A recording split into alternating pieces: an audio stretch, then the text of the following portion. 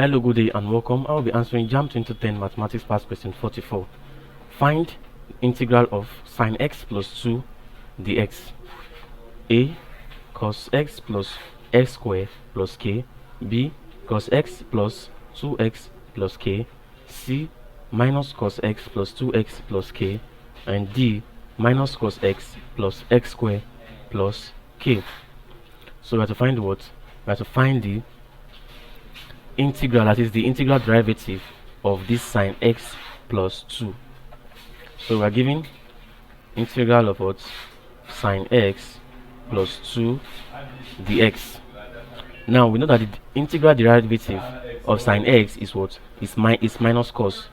That is, sine is minus cos. So the integral derivative of sine theta is equals to what? Minus cos theta. But here we have sine x, so it will be what?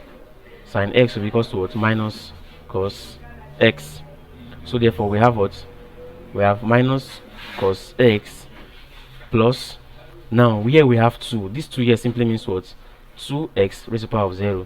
I know integration, when we are doing integration, we'll do what? If we have x raised to the power of n, that will be equals to x raised to the power of n plus 1 all over n plus 1. So since here represents 2x raised to the power of 0, because x raised to the power of 0 is 1, which will 2 times 1 will give us 2. So this will now change to what? It will now change to 2x raised to the power of what? 0 plus 1 all over 0 plus 1.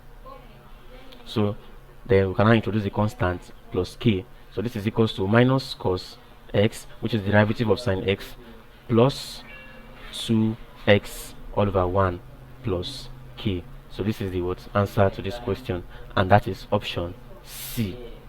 Option C, minus cos x plus 2x plus k.